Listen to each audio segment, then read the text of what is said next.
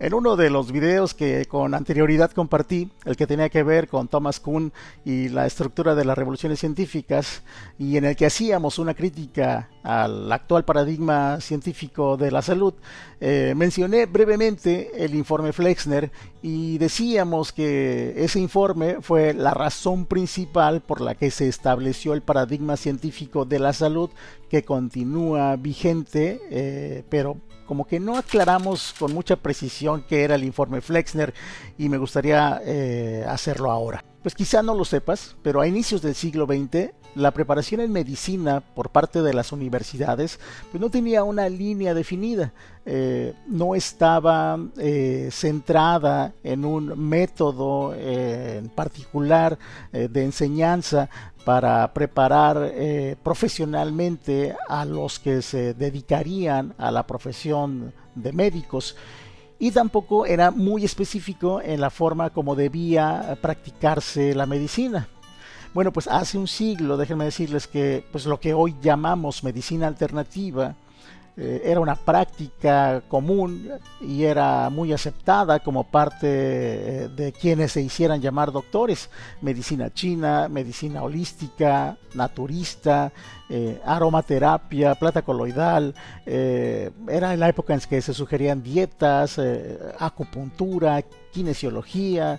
Había todo tipo de lo que hoy llamaríamos remedios caseros, como la herbolaria, por ejemplo.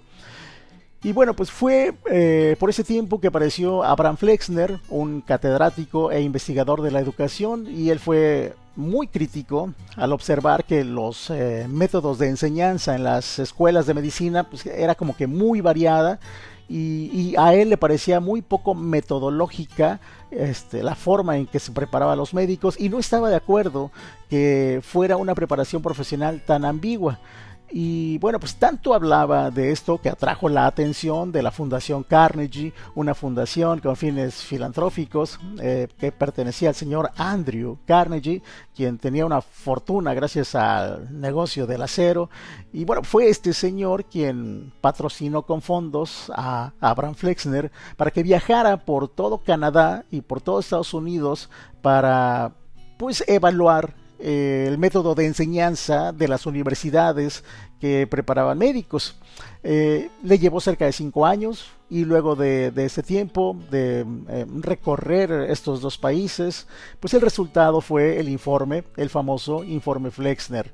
Este se publicó en 1910, y bueno, pues de acuerdo a sus observaciones, él informó que muchas universidades no alcanzaban el estándar y al criterio de lo que era una enseñanza con metodología científica.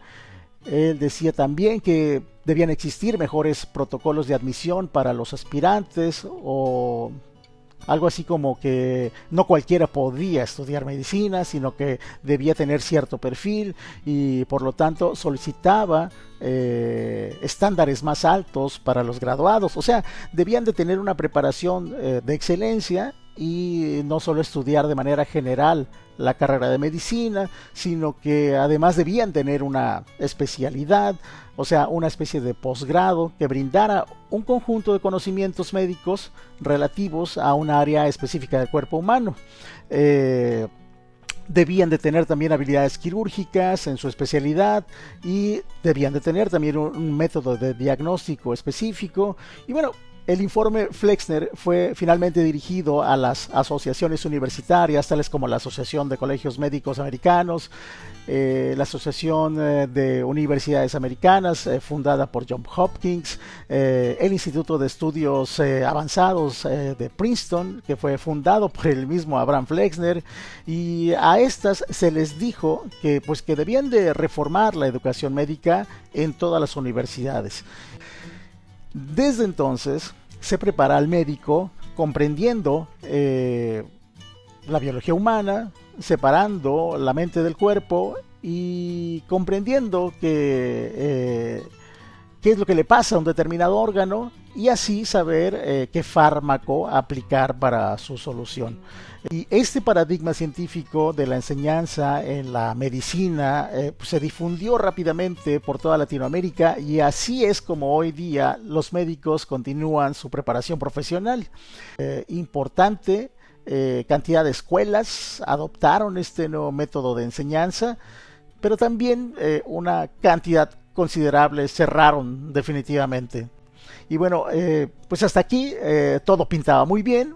Unificar la preparación médica en todo el continente para estandarizar la educación en medicina, pues parecía ser un avance científico, pero al hablar del informe de Flexner también debemos de hablar de John D. Rockefeller, quien en inicios precisamente del siglo XX era dueño del 90% de las refinerías en los Estados Unidos, era todo un magnate supermillonario del petróleo, y desde esos tiempos los científicos y tecnólogos que trabajaban para el señor Rockefeller pues descubrieron que con el petróleo se podían hacer diversos productos y entre ellos drogas farmacéuticas. O sea, entiéndase que del petróleo se podían hacer medicinas.